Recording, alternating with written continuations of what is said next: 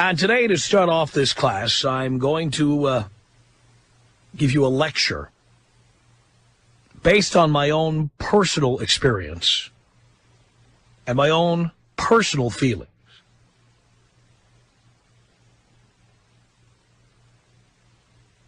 I have spent some quiet time recently thinking about a previous relationship.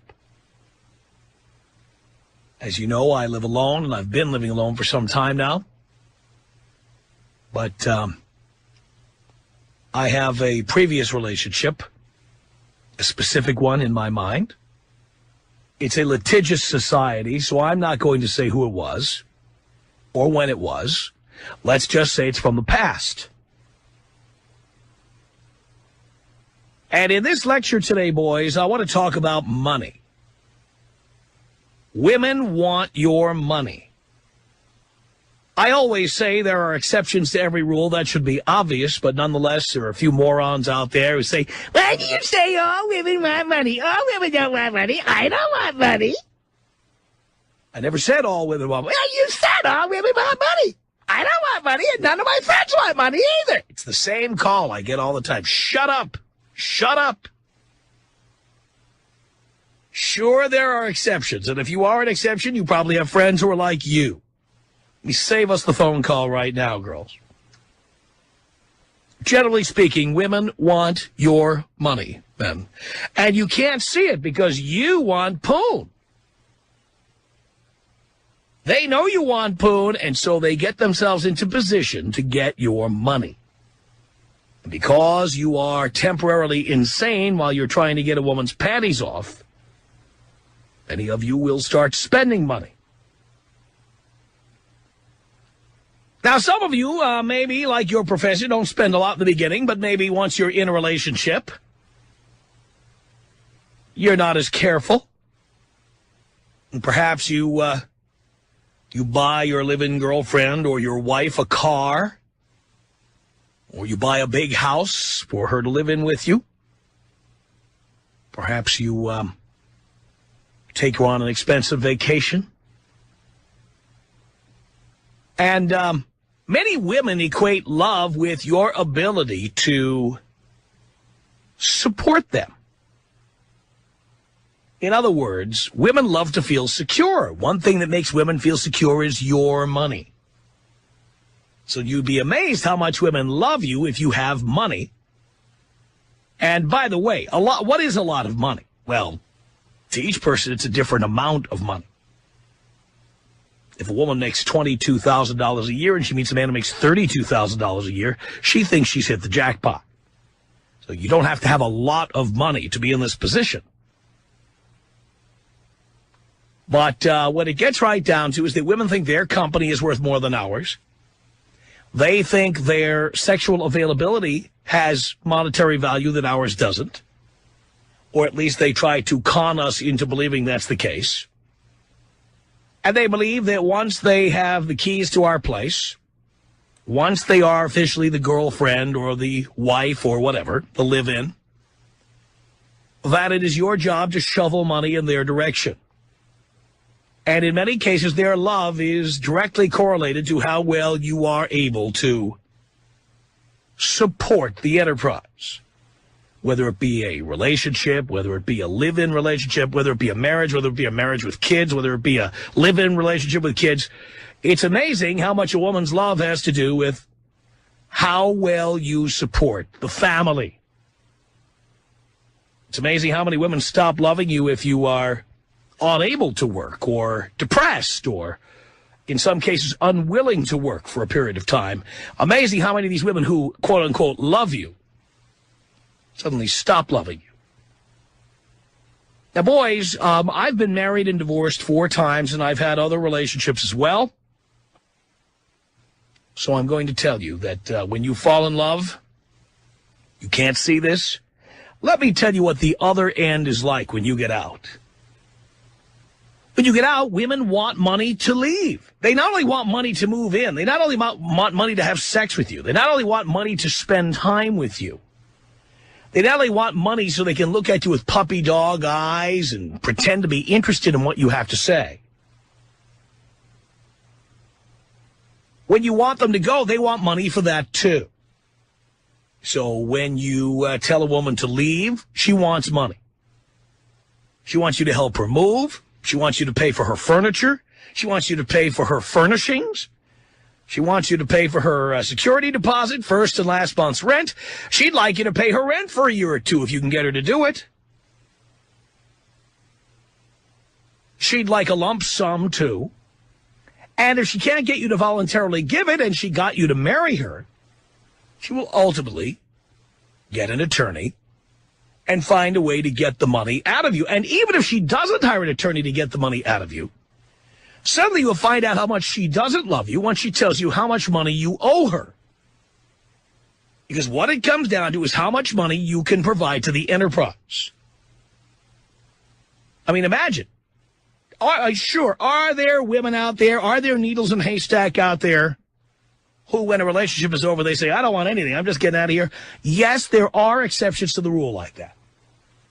But generally speaking, women want money to have sex with you. They want money to become your girlfriend. They want money to move in with you. When they move in with you, they want you to pay the rent, you to pay for the groceries, you to pay for the clothing. They want you to buy them a car. They want you to put them through school or pay their debts off. They want you to pay for the wedding. They want you to pay for their kids, provide them sperm, provide them cashola. And then when you want them to leave, they want you to pay them to leave. That's the way this works. And the reason I have been having this on my mind is because I was thinking back on a previous relationship with someone who was funny and lit up my life just to see her come into the room. She was fun. She was funny. She was energetic. She was wonderful. And it wasn't until she left and told me how much money she thought she ought to get that I realized there was no love going on there at all. It was just somebody who wanted money. And her love was directly proportional to how much money I would provide.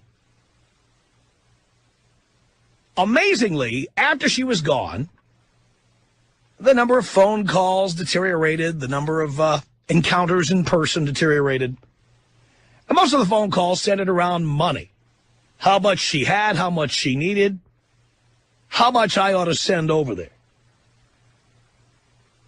It was all about the money. And you know, when you spend time with somebody and you think you love them and they think, or they let you think that they love you,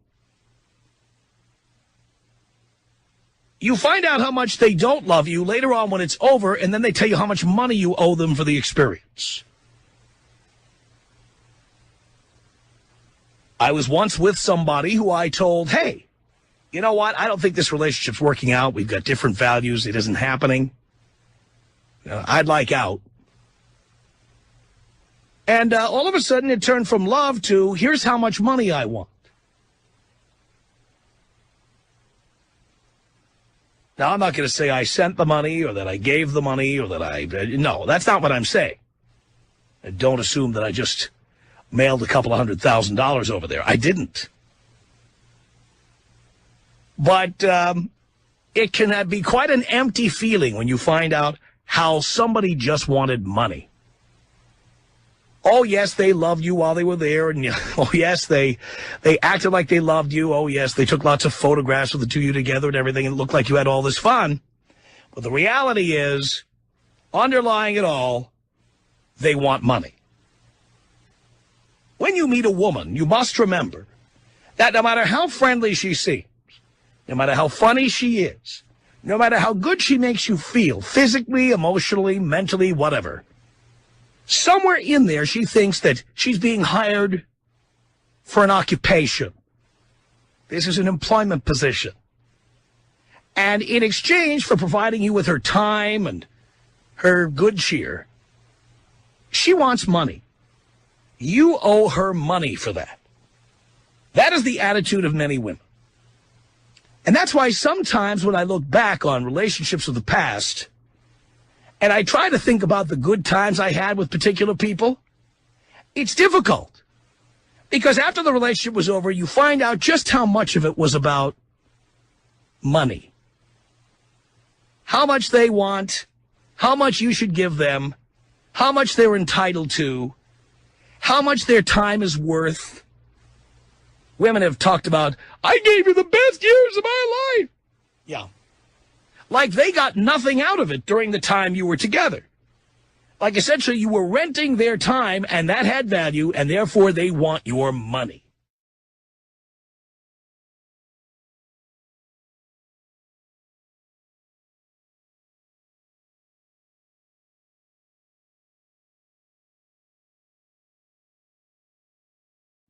I'm station manager Dan Aykroyd. During the past few weeks in Los Angeles, actor Lee Marvin and his former live-in companion Michelle Triola Marvin have been in court to settle her claim that he owes her half his income from the 6 years they lived together. That is the subject of tonight's point-counterpoint. Jane will take the pro-Michelle Marvin point while I take the anti-Michelle Triola counterpoint. Jane? Dan, times change, and so does the nature of relationships. People are reluctant to get married these days, and looking at divorce statistics, who can blame them? But the lack of a piece of paper does not necessarily mean the lack of a total commitment. A woman in this modern-day relationship may well give up all her own personal pursuits, as Michelle Marvin claims she did, to give her full support to her man's career. And Michelle Marvin is just asking that the courts recognize that reality. Dan, there's an old saying, behind every successful man, there's a woman, a loving, giving, caring woman. But you wouldn't know about that, Dan, because there's no old saying about what's behind a miserable failure.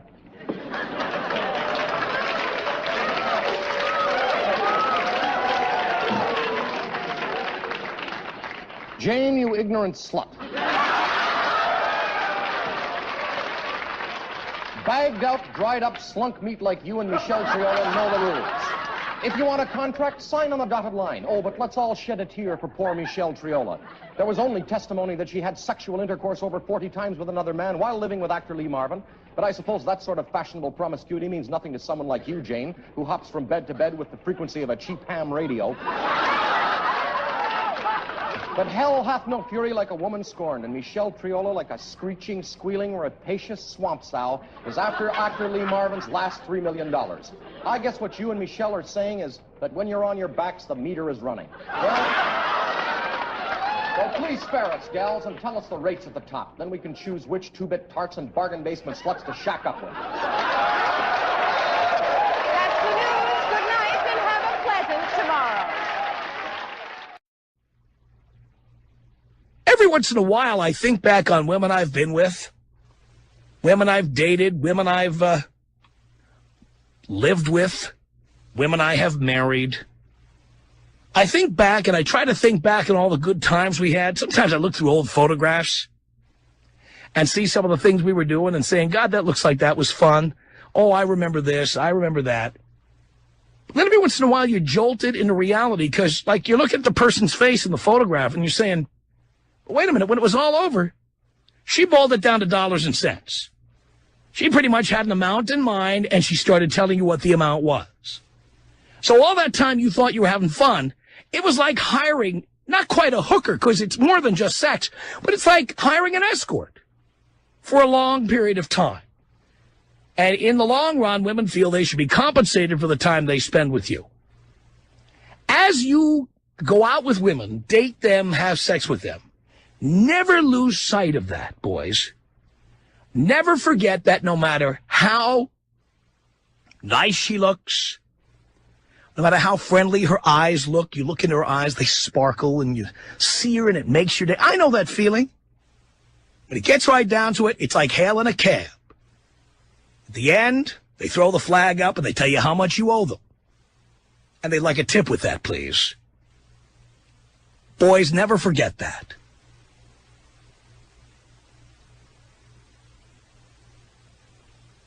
I am your professor. I am here in our classroom, here to tell you about how to avoid commitment, how to avoid serious relationships. Your professor lives alone and is a staunch advocate of living alone. It doesn't mean I'm gay. It doesn't mean I'm bi. It doesn't mean I'm asexual or a eunuch. No. I think you should have all the fun you can possibly have. But there's no reason to give a woman the key to your place or be paying her bills. None. You have your own place. You have your own peace of mind. You have your own space. And when you want to hide out or be on the DL for a while, you can. That is what you need and want in life. And don't let one of these women convince you that you need more than that, because you don't. Have sex and go home. Don't let them move into your place, please. It's the Tom Leykis Show. Leykis 101. I am your professor. 1-800-5800-TOM is our telephone number. Marie, hello. Hey, Tom. Hey, Marie. I can't believe I have you on the phone. Wow. Neither can I. You sound, you just sound so awful. You sound so jaded, and I just can't believe this has happened to you. I mean, It's happened to a lot of guys, dear. do you mind if I ask you how old you are? I'm 49. Wow. I just can't believe, I mean, were you always in show business? How old were you when you first got married? I've been in radio since I was 14. Wow. I don't think all women, I don't know. I mean, I'm not out there, so I don't know that all women are like that, and I'm shocked to No hear one that. said, again, dear, please don't misquote me. I said that at the beginning of the hour. I never said all women are like that. Oh, you're right. You didn't say that. You said a lot of them. And maybe Yes. in California, were you always No, in no, dear. California? No, I'm from New York originally. I lived in Miami. I lived in Phoenix. I lived in Boston. All right, well, New York, Miami, those are like, like the big cities where people are just dying to get ahead, aren't they? I mean, maybe you're hanging out with women that's all there's... Dear, I want to be with a woman who is hot, who is attractive.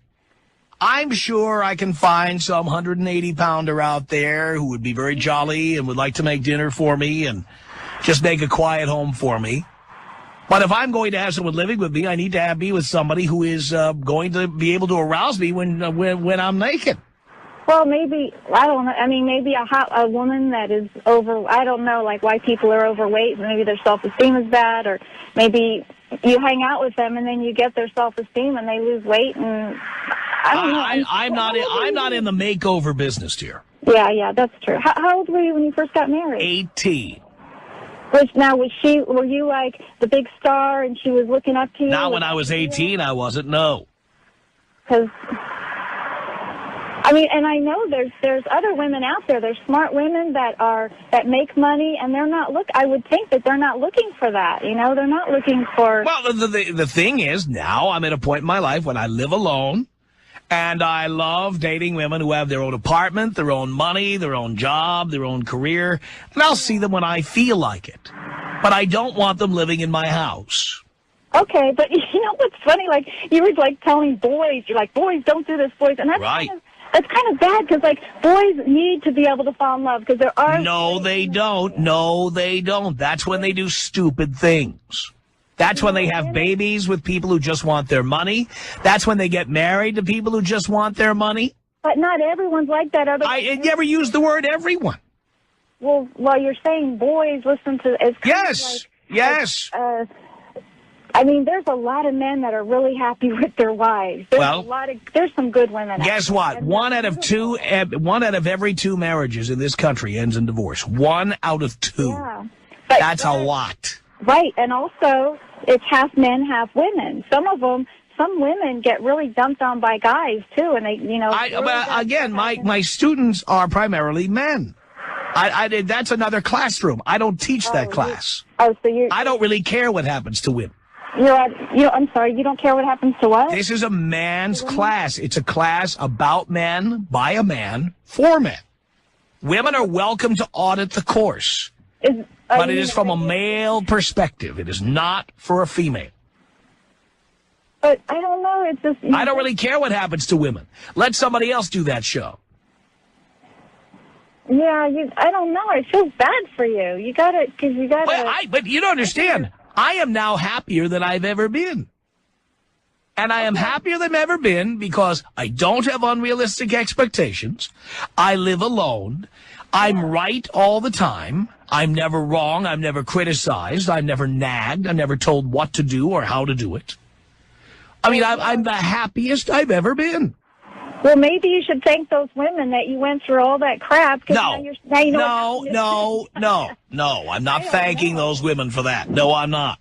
All I will say is there are certain women who really were the inspiration for this class, and they know who they are, and some of them still listen. Is this like second wife, third wife? Again, I told you I'm not going to be specific because I don't want to be sued, dear. Trust me when I tell you, these some of these women actually do still listen to the show.